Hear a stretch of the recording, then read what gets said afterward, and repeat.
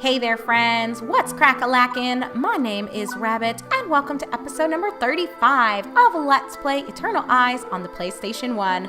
In our last episode, you guys already know the drill. We just continued climbing up the tower known as the Hall of Dolls, still knocking out foes left and right because they just really aren't bringing much to the table. So once again, we double dipped in that we had 2 fights for the last episode. I'm hoping that's not going to be the case here and that the 7th floor is going to actually pose some level of difficulty for us, but who can really say? It's really all up in the air. So let's go ahead and just dive in. I don't have a whole lot to offer to you guys except my welcome. Ooh, there's the music.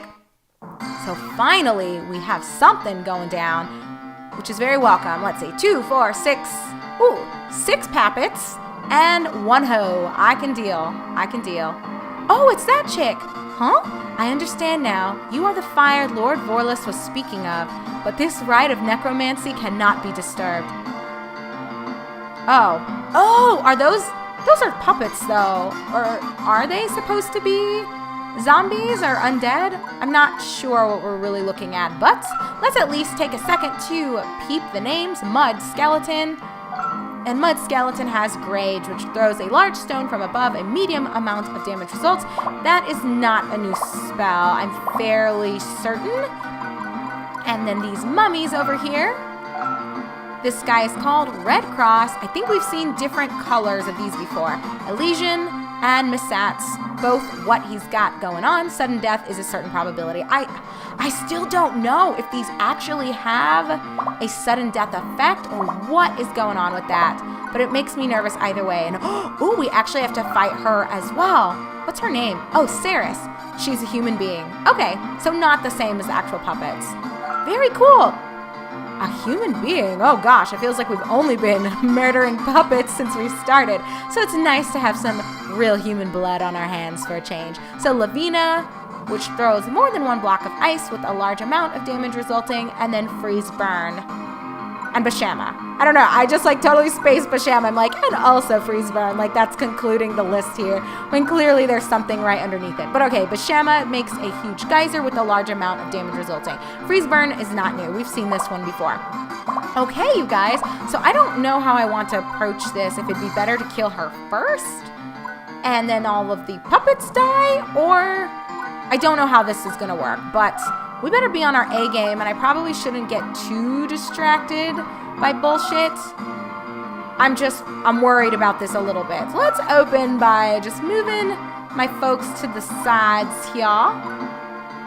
We'll see how this goes. I'll get 2 of them with this, and then back to me while I'm going to try anyway to be careful. You guys already know I get so caught up in my own world that anything can really go down, but I'm going to try to make sure that I'm paying attention. Not gonna worry too much right now, Harash, about you getting up in their faces. Let's see if we can split these folks a wee bit and tackle them as they come to me versus me kind of bum rushing them and being right in the thick of all of their crap that they're gonna be spamming. I don't think that's the way to approach this. We are a bit over leveled compared to them, but that doesn't always mean anything. I think what I'll do is send LaFern as... Well, I don't need to put you all the way over here. I'll actually throw her here, and I'll see if I can provide some level of backup. And we'll add Tempera to the mix. Ooh, they haven't gotten hardly any damage to them, so oh my gosh, I might have to just have Olivier and Harash risk it for the biscuit and just start going full force right into it. But all right. My dear friend Lukey Dookie. Not sure if you can reach him or not, but this is how we're going to do this. Oh, he actually can. So, all right, with our first set of turns, drawing to their close and us handing it over to Cerise and team, I was sharing with you guys that my experience meeting some salespeople for vehicles so far has been a mixed bag, with my initial meeting being absolutely horrible, where the man we so kindly dubbed Brad, which fits with the name he actually had and the way he looked. Like, Brad is, it's an appropriate name, trust me. So this Brad guy was just a total tool and didn't make any eye contact with me and acknowledge me until it came out that I was actually the one making the purchase, and then I had already called him out for being an asshole. And as I shared with you guys, all of that ended with me telling him and them, I guess the whole lot, that I will not be making any purchases because clearly this guy didn't value me enough as a person to even view me as a potential customer in the first place. So I'm just gonna leave it at that and let his dreams come true, and I'm gonna walk away along with my money.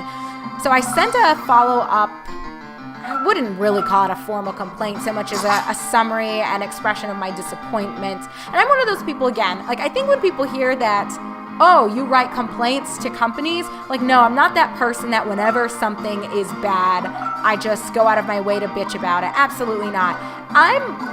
The way I would describe myself, if I have an extremely positive or extremely negative experience somewhere, I will write to either the manager or the company as a whole, or usually what ends up happening is there's just an info line that's vetted by a secretary or a sales team to begin with.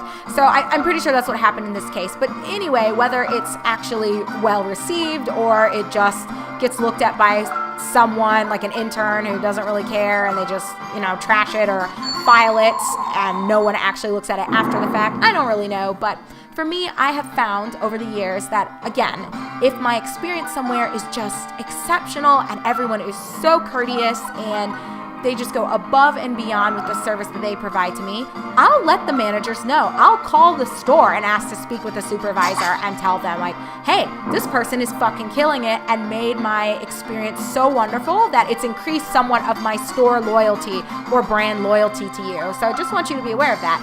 But similarly, on the other side of the coin there, if I have an absolutely horrendous experience, such as with Brad, where I'm not treated with any level of respect or dignity, and I'm ignored and basically cast aside as a second to my husband, oh, you better fucking believe I'm gonna let somebody know about it.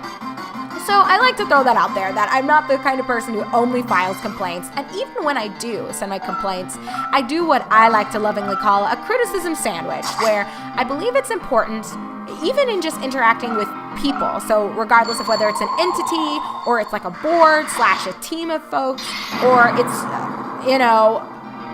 anything like that. You guys know what I'm saying. Like, it doesn't really matter if you're targeting one person, targeting a team, or targeting a giant establishment. I think the criticism sandwich is the way to go with wanting to be heard and actually have somewhat of a likelihood of your feelings being well received and change being implemented or enacted depending on what the circumstances are. So what I mean by criticism sandwich is what I believe is the most appropriate way of handling things is always opening with a positive. So it can be any positive. It should be legitimate though. Like, don't make up bullshit, because I feel like that kind of hurts you when you're not being transparent and you're not being sincere. It just makes it feel like almost sarcasm, I think, especially when it's written, that your compliment just feels so out of the blue and unrealistic, I guess, is the word that I'm maybe looking for. I guess it just depends. But anyway, make your, a skull vest, very interesting. Your opening statement, a positive one. A real, honest, genuine, heartfelt, positive thought. So in my correspondence regarding Brad, I opened by saying something like how clean the welcome center was, and that when we first checked in, before Brad came out to greet us, the person who was behind the desk was actually quite polite and offered us some coffee, and they didn't really go above and beyond in making us feel like they were excited about us being there, which is so weird because the other places that we went to after the fact, oh my gosh, everyone talked to us and asked us our names, shook both of our hands. At one of the dealerships, the actual sales manager, who wasn't even on the floor at the time, came out to greet us before we left, just to say that he appreciated that we came there and that we were considering their dealership. So those sorts of things make a difference, right? So, but anyway, I digress. So the point is, I opened with the compliment of saying, like, the first person we met when we got there was actually quite polite and somewhat welcoming. Like, I felt as though, this was going to be a decent experience. So it didn't start out badly. Then I go into the true criticism, which was pretty much the meat and potatoes of my correspondence, that this Brad guy, I don't know if he was having a bad day. I don't know if he's normally just not in sales, and mistakes were made in having him cover for someone. I can't pretend to understand what led him to be so unprofessional and so impolite and just fucking rude. I don't know what he was fucking thinking, but I laid it out for them, all of the things that he did and or didn't do, and all the reasons why it was unacceptable and why they can pretty much say sayonara to me and my dollar bills for good. I will never be making a purchase from them, regardless of the quality of vehicles that they have to offer. Like, there are options here. Like, I don't need to shop at your place.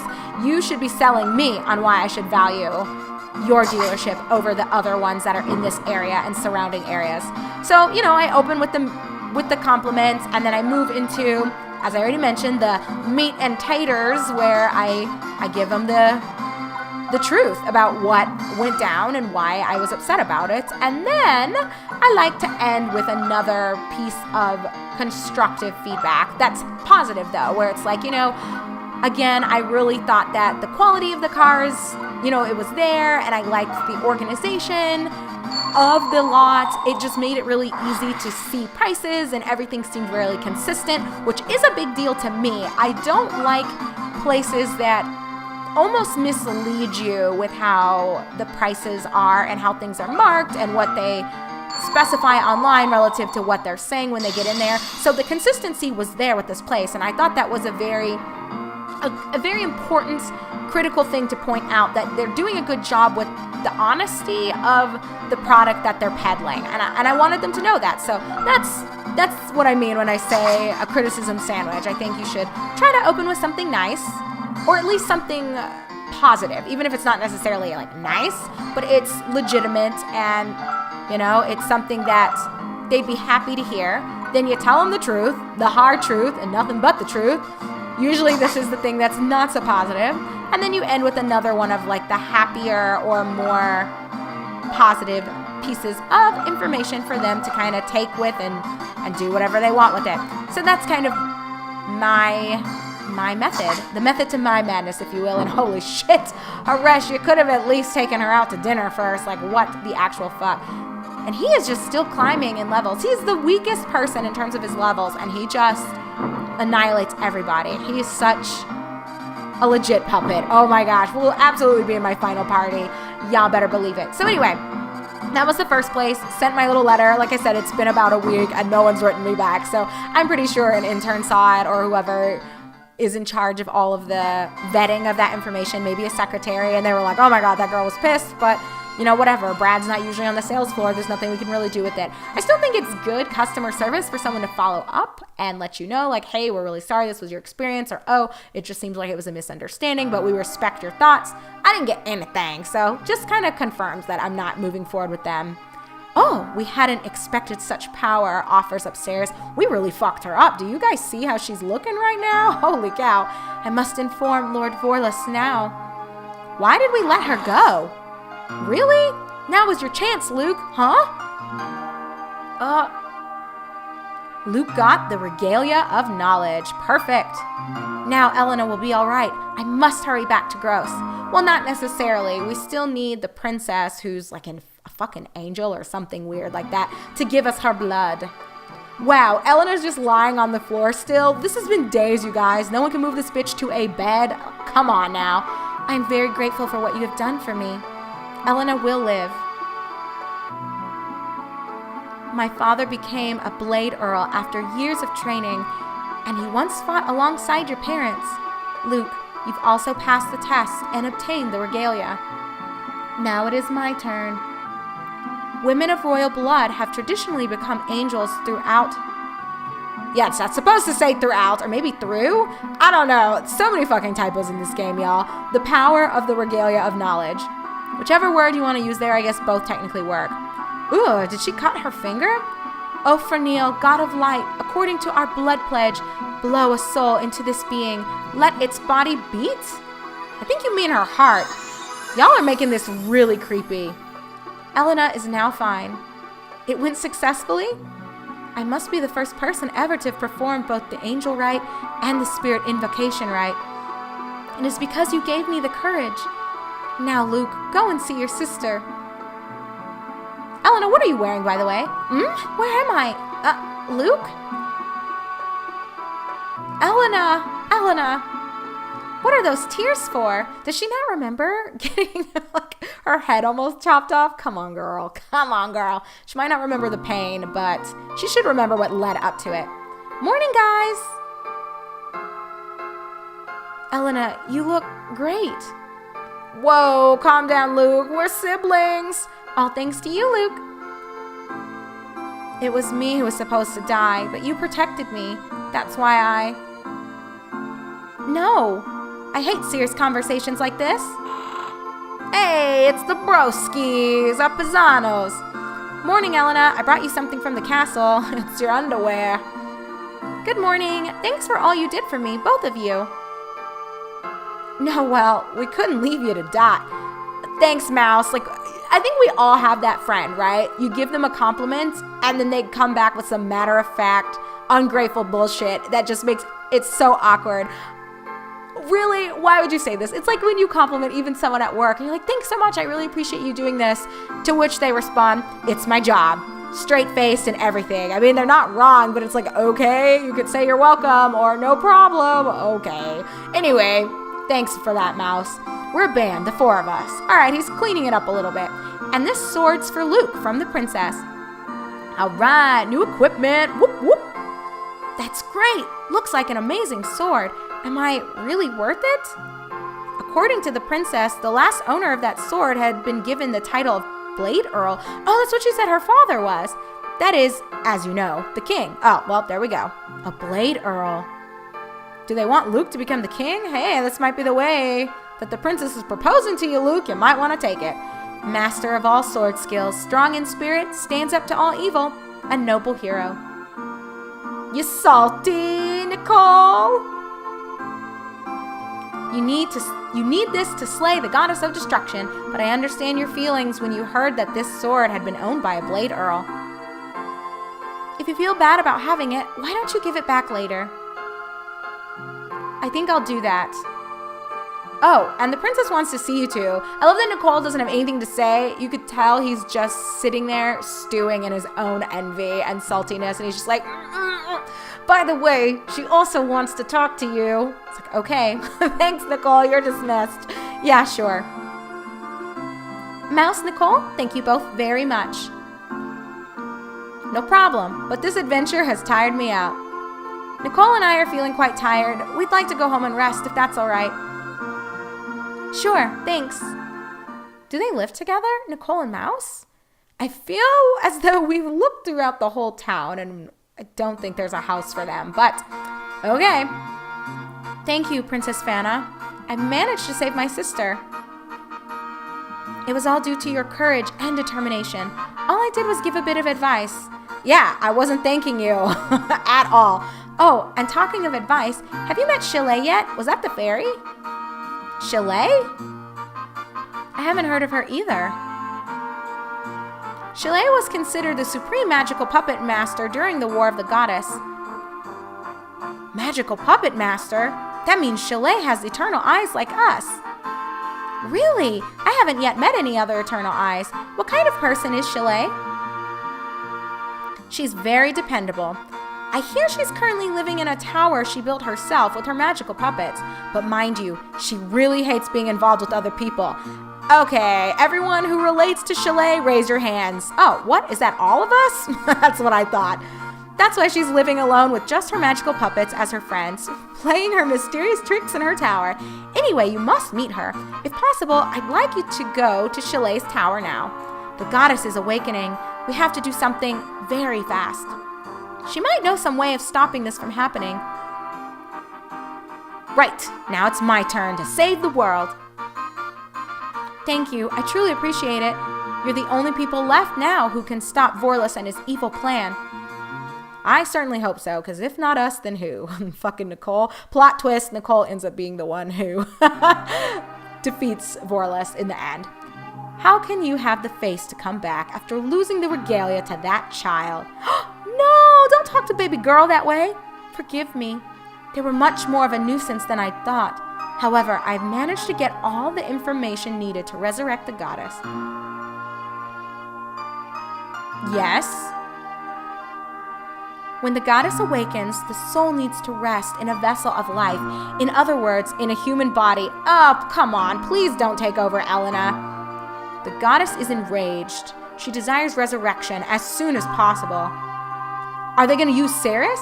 Leave that job to me. I have got a perfect idea for the human body. You seem keen. I will accept your offer.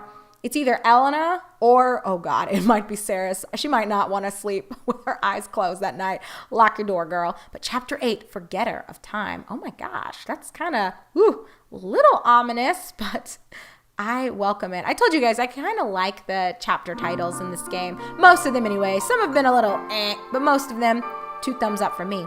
Well then, let's get going. Elena, you're not wanting to come, are you? Of course I am. Come on, when's the next time we're going to be able to meet a Crimson Eyes other than ourselves? You don't have Crimson Eyes, bitch. No, Elena, it's not as if you fully recovered yet. It's all right. I know how I feel. And I've decided I'm never going to leave your side again. Why don't you just make out already? That's so cute, though. Right, let's go together. Yes. Man, who has this level of devotion to their siblings? Maybe it's just me. Like, I love my siblings. Or I should say sibling. My older brother passed away years ago. But, holy cow. These two, it's like a little, lusty undertones going on here. That's making me a wee bit uncomfortable. But, alrighty, my darling. So we had quite a few cutscenes, and we learned a lot about what's going on. So our next destination is Chile's Tower. So you guys already know when we come back together in video number 36, we're just going to dive immediately in. I don't want to click on it yet because I'm not sure if there's going to be some sort of opening. I say cinematic, but it's not a cinematic, just basically a cutscene or dialogue exchange or whatever. I'd like to save all of that for our upcoming episodes. So we will just part ways here on the world map, and when we resume, hopefully something interesting will be revealed to us, or more than likely what's going to ensue is that we'll just have quite a bit more dungeon crawling before we cross paths with Chile. But hey, I'm not mad about it. They gave us a lot of story here in this episode, so I'm feeling content. And also, I will be sure to share with you the rest of my car shopping experience. Yes, I'm still bitter and salty about Brad, hence why I cannot stop talking about him and what a douchebag he is. But in episode number 36, I will share with you the other vehicles that I looked at, the other interesting conversations and weirdos that I've run into, such as my life. I mean, there's nothing new on that front, and we will just keep this party going. So until then, everyone, take care, be kind, and I, your host Rabbit, greatly look forward to meeting up with you in episode number 36 of our semi-blind run here in Eternal Eyes for the PlayStation 1. I'll see y'all there.